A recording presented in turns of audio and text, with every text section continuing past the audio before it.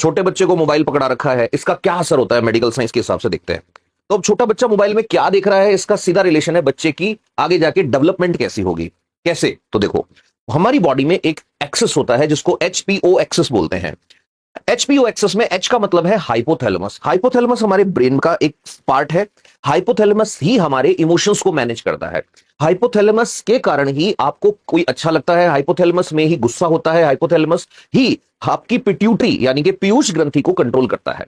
सुना होगा पीयूष ग्रंथि या पिट्यूटरी ग्लैंड को बोलते हैं मास्टर ग्लैंड। ये आपकी पूरी बॉडी की सारी ग्रंथियों को कंट्रोल करती है। तो अब ध्यान से सुनना, जैसे ही हम कोई भी ऐसा सीन देखते हैं या कोई भी ऐसा गाना सुनते हैं या कुछ भी ऐसा फील करते हैं जो हमारे हाइपोथैलेमस को जाके ट्रिगर करे, उसका असर पिट्यूटरी पर होगा। अब इस एचपीओ एक्सेस में सबसे इंपॉर्टेंट एज जो बच्चे की होती है वो होती है 10 साल से पहले की। तो 10 साल से पहले बच्चे को आपने कुछ दे दिया और वो बच्चा कुछ ऐसी रील या वीडियो देख रहा है जिसमें कम कपड़े पहन रखे हैं, या दो अपोजिट जेंडर के लोग आपस में मिल रहे हैं, किस का सीन चल रहा है, हग करने का सीन चल रहा है, हर चीज का उस पर असर होगा। अब असर कैसे होगा, उसके हाइपोथैलेमस से एक किस पेप्टिन नाम का सिक्रीशन आता है। किस पेप्टिन, ये नाम इसलिए रखा है, ये सेक्सुअल डेवलपमेंट से रिलेटेड है। ये एमबीबीएस में आता है, लेकिन अभी क्योंकि ये हर एक की लाइफ से रिलेटेड है इसलिए बहुत ध्यान से सुनना। किस पेप्टिन आता है और भी कई तरह के सिक्रीशंस आते हैं, वो सिक्रीशंस आके पिट्यूटरी ग्लैंड को जगाते हैं। अब ये पिट्यूटरी ग्लैंड यानी पीयूष ग्रंथि को कब जागना था, इसको सेक्सुअल डेवलपमेंट के लिए या रिप्रोडक्शन डेवलपमेंट के लिए जागना था जब बच्चा 8-10 साल की एज में पहुंच जाता। लेकिन आपने उसको जल्दी मोबाइल पकड़ा दिया तो ये जल्दी हो रहा है। अब वो जैसे ही पिट्यूटरी जागेगी, गोनाडोट्रोपिक रिलीज हार्मोन जीएनआरएच निकलेंगे।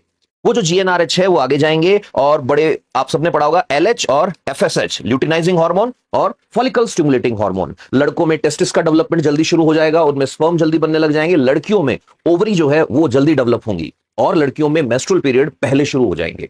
इसे कहते हैं प्रिकॉशियस प्यूबर्टी। प्रिकॉशियस प्यूबर्टी का मतलब है वो एज जो हम लोगों ने सोच रखी है कि लड़की में 13 साल की एज में पीरियड स्टार्ट होने हैं, लड़के में इस एज में जाके दाढ़ी मूंछ आनी है, वो पहले शुरू हो जाता है। लड़कियों का हाइपोथैलेमस ज्यादा सेंसिटिव होता है, इसलिए ये चीज लड़कियों को ज्यादा अफेक्ट कर रही है। अब इसका असर कहां हो रहा है, सोसाइटी में। कैसे हो रहा है, तो एक थियरी आती है जिसमें यह कहा गया है किसी इकोनॉमी को खत्म करना है तो वहां के कल्चर और वहां की सोसाइटी को खत्म कर दो। तो अब वो बच्चे और बच्चियां फिजिकली मैच्योर हो गए हैं, लेकिन इमोशनली और मेंटली उन्हें नहीं पता है सही क्या है गलत क्या है। इसका रिजल्ट क्या हो रहा है ये हम सबके सामने है। तो कोई इस पर रिसर्च क्यों नहीं कर रहा, कोई इस पर बोल क्यों नहीं रहा? दो रीजन है। रिसर्च करने के लिए पैसा लगता है, पैसा हमेशा बड़ी कंपनियों से आता है। नंबर 2, सबसे बड़ा रीजन ये है इग्नोरेंस। इग्नोरेंस का मतलब हमें पता ही नहीं है हमारे साथ क्या हो रहा है। फ्यूचर के अंदर आपको क्या लगता है शादियां टिकेंगी? आपको क्या लगता है कि उस तरह के रिश्ते होंगे जैसे हमने देखे हैं? प्लीज कमेंट्स में जरूर बताना।